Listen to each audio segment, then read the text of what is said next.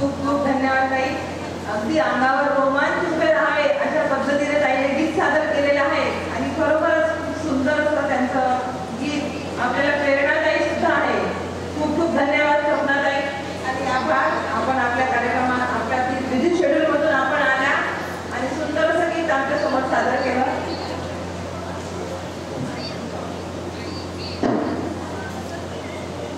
तर आता या दुसऱ्या सत्रामध्ये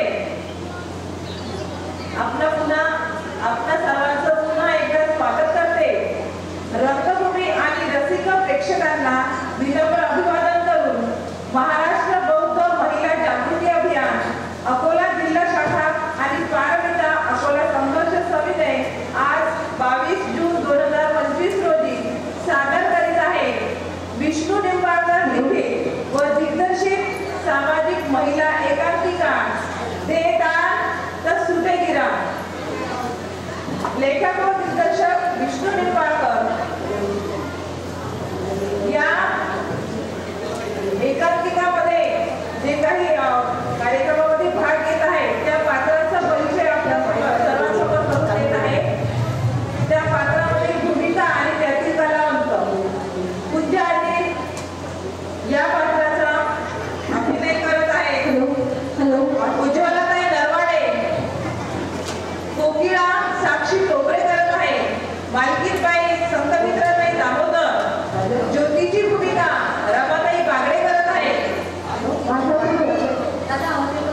संगीत नियोजन तन्मय वाघमारे.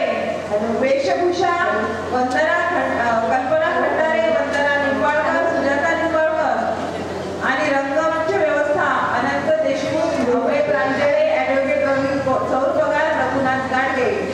अशा प्रकारे आपल्यासमोर एकांकिका सादर होत आहे. अंधश्रद्धा निर्मूलनाचा उद्देश डोळ्यासमोर ठेवून अकोला जिल्ह्यातील महिला विष्णू निंबाळकर लिखित आणि दिग्दर्शित एक एकांकिका आपल्या सर्वांसमोर सादर करत आहे. एकांकिकेचं नाव आहे देदार तर सुटेगिरा.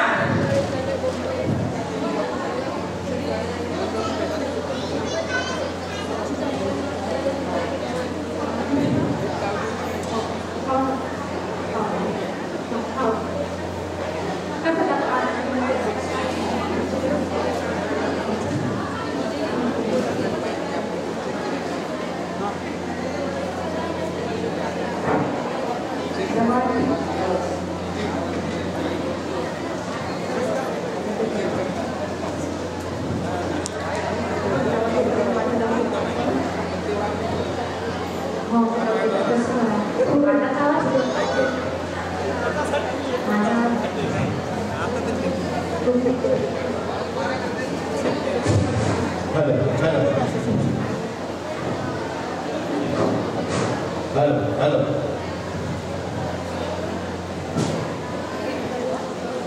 स्वागतम स्वागतम सुस्वागतम. रंगभूमी आणि रसिक प्रेक्षकांना विनम्र अभिवादन करून महिला जागृती अभियान महाराष्ट्र ग्रुप अकोला आणि पारमिता अकोला सहर्ष सभेने सादर करीत आहे.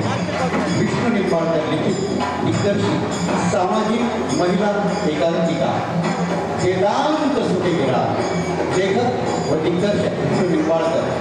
पात्र परिचय मुंदाजी उज्ज्वला नरवाडे, कोकिळा साक्षी टोपरे, मालकीबाई संघमित्रा दामोदर, ज्योती रमा बागडे, प्रकाश योजना राहुल भगत, नेपथ्य प्रकाश बागडे, संगीत तन्मय वाघमारे, रंगभूषा किरणताई लांजेवार, विनुताई डोंगरे, वेशभूषा कल्पना खंडारे, वंदना निंबाळकर, सुजाता निंबाळकर, रंगमंच व्यवस्था अनंत देशमुख, अभय प्रांजळे, ॲडव्होकेट रवी चौरपगार, रघुनाथ गाडगे. विशेष आभारी आहोत माननीय PJ वानखेडे साहेब, जिल्हा अध्यक्ष भारतीय बौद्ध महासभा जिल्हा अकोला, माननीय प्राध्यापक मुकुंद भारसाकडे, संस्थापक अध्यक्ष डॉक्टर बाबासाहेब आंबेडकर बहुउद्देशीय दूरदर्शन प्रतिष्ठान अकोला. सहर्ष सविनय सादर करीत आहोत सामाजिक एकांकिका देदार तर सुटेगिरा.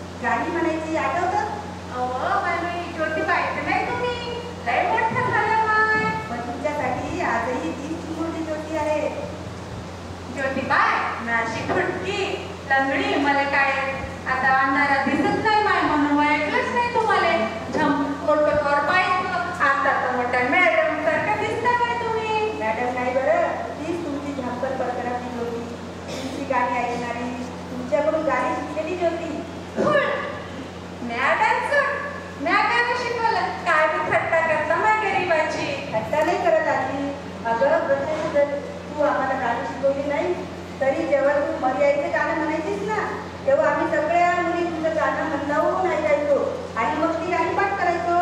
आजही मला ती सर्व गाणी तोंडपाठ आहे. माय माय ज्योती माय, तुम्हाला मयूर मायचे गाणे तोंडपाठ आहे? तोंडपाठ म्हणजे? अगं म्हणजे माझी ज्योती आहेच लहानपणापासून हुशार. तुला माहित असेलच, आमची ज्योती शहरात एका मोठ्या इंग्रजी शाळेत मॅडम आहे. नाही माय, गावात सर्वांना माहित आहे, मग तुला कसं माहित नाही? आता आम्हा गरीबाले कोण सांगते माय? तसं काही होतं म्हणा, पण मालकीन बाय तुम्ही कधीतरी सांगितलं का? सांगा. पुरे पुरे उचलते तुझं गाठोडं आणि चालती हो. चल जायचं लवकर. आई अशी का बरं बोलतेस? अगं विसरली, ही पूजा आली. तूच मला सांगितलं माझा जन्म या पूजा आधीच्या हातात आहे.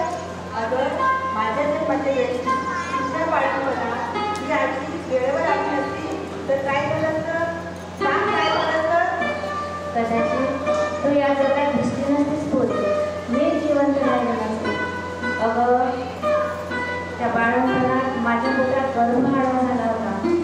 किती मरण यातना सहन करत होते मी. गावातील जाणती मंडळी म्हणत होती, बाळ आणि आईचं जिवंत राहणं कठीण आहे. सर्वांनी देवावर सोडून दिलं होतं, पण वेळी तुझे भावून आले आणि तिच्या हातगुणानं माझी अवघड मंदिरात चढली होती. मी सुखरूप तुझा जन्म झाला.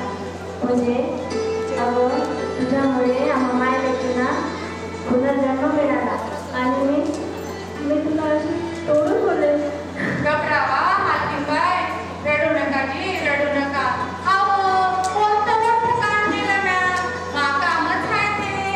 तुम्ही घबरावा जी, रडू नका जी, रडू नका. ज्योतिबाई तुम्हाला सांगतो, आम्ही त्या वक्ती बाया पण केलं का घर मला पाहिल्या जेवणी काय जाणं, कपडा लत्ता, पैसा समजलं ते. आता बाया पण शहरात दवाखान्यात करतात, पोटाले फोटो मशीन काय लावतात, लेकराले काच पेटीत काय ठेवतात खळ. पण आमच्या वक्ताची सर नाही. पोरगा झाला तर सारे गावाले गाव जेवण, जसे काय ठेवाईच. आणि पोरगी मुलगी झाली तर पण तुमच्या अन्नाची ना तुमच्या वक्ती गावभर जिलेबी वाटती, गावभर गाजत गाजत माझ्याच होत्या बाल्या वाजवायले. काय ना मालकीन काय होतं तुझ्या अण्णा गावावर जिलेबी वाटत सांगत होते, माझ्याकडे लक्ष्मी आले. किती कौतुक तुझं. आई अण्णाला खरंच माझं कौतुक आहे, त्यांचं प्रेम आहे, पण अण्णा कधी बोलली नाही. अगं वेडाबाई, आपल्या मुलांवर आपलं प्रेम आहे असं वडील सांगतात का कधी? हो ज्योतिबाई, बापाची माया खोडवानी असते, बदलून थांब लागत नाही. प्रेम पाहिजे तर तसं खोडवासारखं, नाही तर वैर माया दातारे खावया.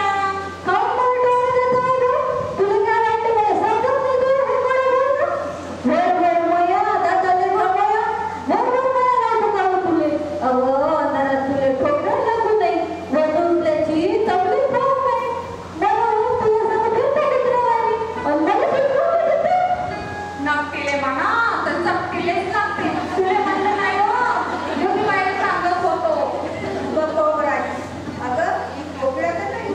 काय हे बाई लाडा नसायची, माई नाक कोकिळा काय, तिचा बाप मेल्यावर नाही सांभाळलेले. तुमची आई अगं ज्योती, ग्रह सुटलं की गरम गरम पाण्याने आंघोळ करून घेशील. घर सुटलं की आंघोळ कशाला? आई का बरं आंघोळ करायची घर सुटल्यानंतर? अगं वेळे आपल्या शास्त्रात म्हटलंय तसं, ग्रहणाची अशी सावली अंगावर पडली की आपण अपवित्र होतो म्हणे, म्हणून आंघोळ करून शुद्ध झालं पाहिजे. अगं तशी रीतच आहे, रूढी प्रथा आहे आपले. मुली निर्माण केला त्या मुली परंपरा, जाती रीतिरिवाज माहीत आहे.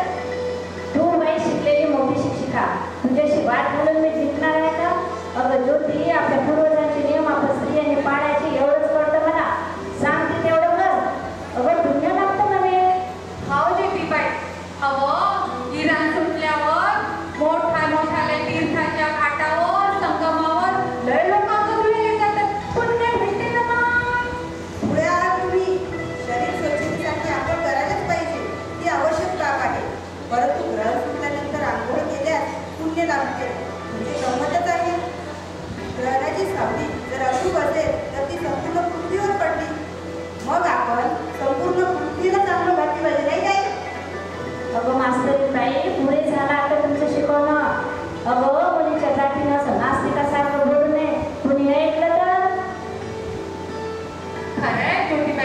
उरकायचं. गोपिका तू सांग, तुला आवडतं सगळ्यांना दान मागणं? तुझ्या मनाला पडतं? मला पटून ना पटून कोणाला सांगू? मला कोण सुनते? नाहीतर नाहीच म्हणलं होतं, पण माई बळे गिराण मागते. म्हणून गिराणा पटत नाही. रात्री बेरात्री बरोबर गिराण मागत फिरणं. मोठी आई लागली शर्मीची, रईसाच्या पोटची. जसे तुला येतच भेटेल खायले. दे रे हरी खटल्यावरी. अव एवढं पटत नव्हतं तर काय द्यायची काय सांगा. वस्तीवर कसं असतं बाहेर मेहंदी लावून. अगं आजी, तिला तुझी काळजी वाटते. बघा ना किती प्रेम आहे तुझ्यावर. आपल्या आजीला त्रास होऊ नये म्हणून ओझं घेऊन फिरतेस ना तुमच्यासोबत. आजी, कोकिळामध्ये आत्मविश्वास आहे. स्वतःचं आयुष्य स्वतः घडविण्याची जिद्द आहे. किती शिकलीस का कोकिळा? शाळेत गेलीस की नाही? शिक्षण शाळा काय दिलं तुला अंतराशिवाय? पण बाबानं लय हवं मला तिसरीला शिकवलं. बाबाने ओके अशी शिक्षी तर तुला चालत गेली. कोकिळा काय वाटते आजी? हिला अचानक कळायला काय झालं? होतं माझं काय होतं. तिचा बाप विहिरीत पडून देवाघरी गेला. तिची माय बी आम्हाला देवामध्ये सोडून गेला आणि तिची माय बी गेली. पण आपली गरम काही नशीबच फुटकं आपलं. ज्योतिबाई वाय बामेल्यावर रसाळ सोडली. नाही ज्योतिबाई, मॅच सोडायला सोडलेली शाळा. अव तर कमावता पोरगा गेला, वायरी गेली. मग मला काय बी सुचत नव्हतं. नाहीतरी वस्तीवरले मोठे साहसी लोक होते तीर मारून राहिले. लग्न सराई बँड वाजवायला जात लागते त्यांनी. मग पोरीच्या जातीनं काय केलं असतं साहसी कोण? रात्री बेरात्री अशी घरात तुझ्यासोबत दान मागायची वेळ आली नसती. तुझ्यावर आणि तुझ्या नातीवर सुद्धा. अगं आजी, कोकिळा चांगली शिकली असती तर नोकरी करून स्वतःच्या पायावर उभी राहू शकली असती. स्वाभिमानानं जीवन जगू शकली असती. बंगेत बसून झोपेत गेले असते मग बायसे पिणं. ज्योतिबाई उपाशी पोटाले भाकर लागते भाकर, शाळा नाही. अहो हे शिक्षणाच्या लंब्या चौड्या बाका धरल्या पोटी सुचतात. ओके उचललं मग थोडं चाल माय. ज्योतिबाई नमस्ते. मी जातो. नमस्ते. जातो नाही येते म्हणायचं, कळलं? कोकिळा, तुला शिकायचं? मग दुपारी यायचं माझ्याकडे शिकायला. जी पण बाकी पहिलं पटेल.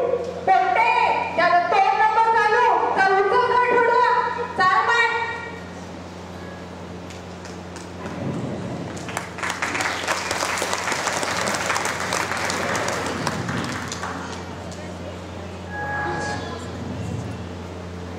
थांब कोकिळा, जडाचं काढून देते उचलून. ज्योती थांब. हात लावू नकोस. म्हणजे तुला भोट दिला तर डोका कशाला निघालीस? माझ्या मुलीला कळत नाही तर तुला तर माहित आहे तुझी काय रे? आई, तुझ्या आजीने असं काय वाईट केलं ग? कोणता गुन्हा केला सांग? अगं मी स्वतः काढून उचलून गेलो कोकिळाच्या डोक्यावर. ज्योतिबाई तुम्हाला नाही ओळखायचं. अहो आमचा विटाळ होतो. तुम्ही पाठसान. गावात कोणा पाहिलं तर तुमच्या बाणालेले लोक नावं ठेवतील, वाळीत टाकतील. आमचा विटाळ होतो मग आमचा विटाळ. आम्ही माणसं नाही, आम्ही मडे आहोत. जिथे मडे आमची जिंदगीच मुर्दार आहे. जाऊ की उचलवा काय गठुडं. जातो आम्ही.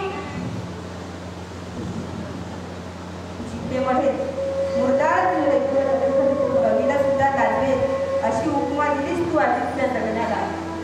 नाही, ही उपमा नाही, ही खंत आहे तुझी. माझं आई म्हातारे, तुझ्या नातीला आताही शिकव. शिक्षणाचं अंजन घालून डोळस कर तिला. पाच तिला अमूल शिक्षणाचं. मग तिचं जीवन ओढ राहणार नाही, ती मुरगाळ राहणार नाही. अगं ज्योती, कसला विचार करतेस? तुझी केव्हाच तुझ्या नातीबरोबर निघून गेली. चल आता घर सुटलं की गरम गरम पाण्याची आंघोळ करून घे. ग्रहण सुटलं की आपण, पण ग्रहण म्हणजे तरी काय? चंद्र पृथ्वीच्या भोवती, पृथ्वी स्वतःच्या भोवती भ्रमण करताना चंद्र आणि सूर्याच्या मध्ये सावलीमुळे चंद्र झाकला जातो, तो किळकृत झाल्यासारखा वाटतो. अशी ही ग्रहणाची स्थिती. निसर्ग नियम. परंतु ग्रहण म्हणजे काहीतरी भयंकर, अनिष्ट, अमंगल, पाप पुण्याचा फेरा वाटतो भल्या लोकांना. परंतु संपूर्ण समाजाला लागलेलं जातीयतेचं ग्रहण सुटणार आहे का कधी? केव्हा सुटेल? जाती भेदाचं, उच्चतेचं, अन्न प्रचंड ग्रहण कोणतं दान दिलं तर सुटेल? अन्नदान, नेत्रदान, रक्तदान की शिक्षणदान? होय, शिक्षणदान. शिक्षणामुळेच मी डोळत झाली आहे. माझी आई मात्र डोळ्याला झापड बांधून जगते आहे आणि ती मुंजाची मुळ्या रुढीच्या बंधनात बंधली आहे. आणि कोकिळा नाही, ती छोटी नाही डोळ्याला झापड बांधून जगणारी. तिच्यात आत्मविश्वास आहे, शिकण्याची जिद्द दिसते. कोकिळामध्ये शृंखला तोडण्याची उर्मी आहे. तिच्या जीवनाचं ग्रहण शिकण्यासाठी तिला शिक्षणाचं दान मिळालंच पाहिजे. होय, शिक्षणाचं दान. महात्मा ज्योतिबांनी सावित्री आईला आणि क्रांतिज्योती सावित्री आईनी स्त्री जगताला मुक्त हस्ताने दिलेले दान शिक्षणाचं दान.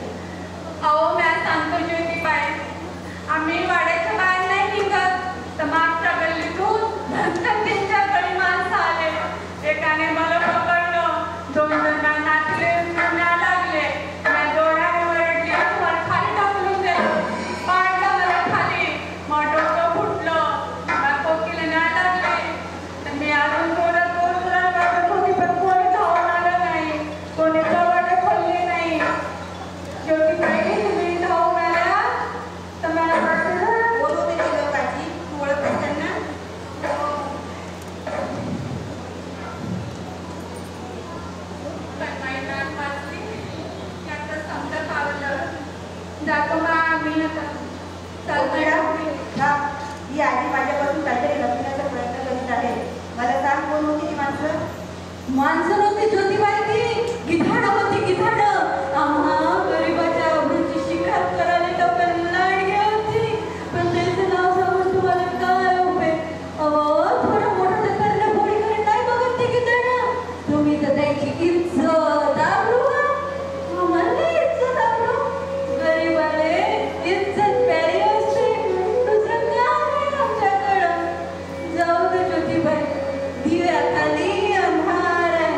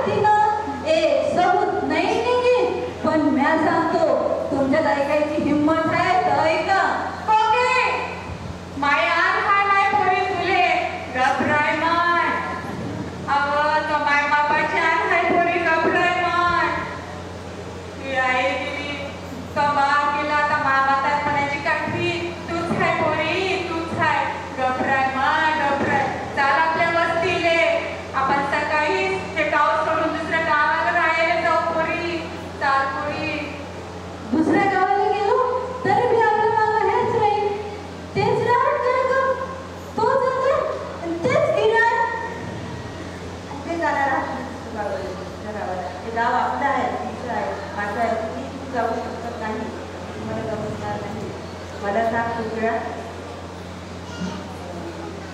बोलूची माणसं सत्य काय ते मला कळलं म्हणजे सांगतो. ज्योतिबाई कोणीनं सांगितलं तुम्हाला मापा माय हिरीत पडून गेले, पण खरी गोष्ट काय माहित आहे? खबरदार चुप रहा, जाणली डोळ्यातून. मालकीनबाई आम्ही या वाड्यातूनच काय या गावातून निघून जाऊ, पण जे गोष्ट माई दुनियेला सांगू शकले नाही ते मी तुमच्या लेकीला आज सांगतो. ज्योतिबाई अशाच एका किराणाच्या रात्री मायच्या अभ्रूवर एका गिधाडानं झडप टाकली. माय तिची अभ्रू वाचली हिरीत कुदली.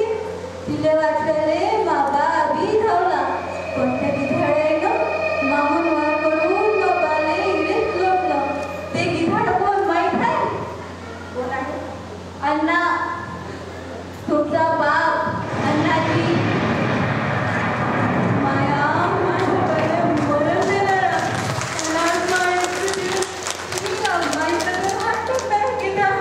तुमचा बाप आहे. सांगा काय करू शकता तुम्ही तुमच्या पुण्यवान बापाचं? काही नाही, काहीच करू शकत नाही. बर चाल बर थांब ना उघडा.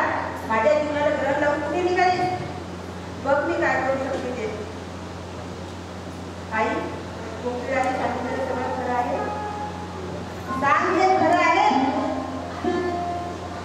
आई आज सुद्धा तू बघतच ना काय बोलणार म्हणा तू? आपल्या पती परमेश्वराच्या काळात त्यांची वाचन करू शकणार नाही, कारण तुझे ओठ शिवले आहेत आपल्या संस्कृतीच्या पारंपरिक खाद्यांनी. आई तुझ्या सहनशीलतेमुळे तुझ्या पती परमेश्वरामधला पशु उन्मत्त होत गेला.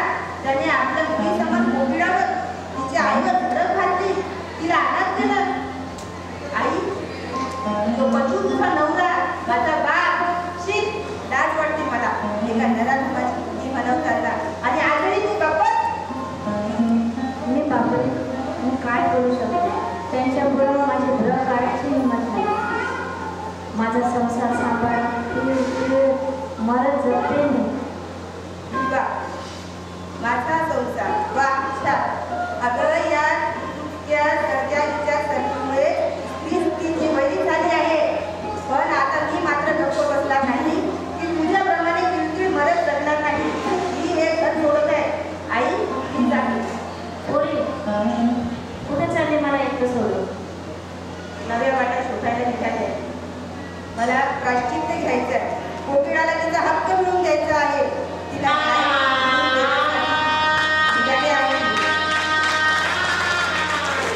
आई शिक्षण विना त्यांना न्याय मिळू शकत नाही.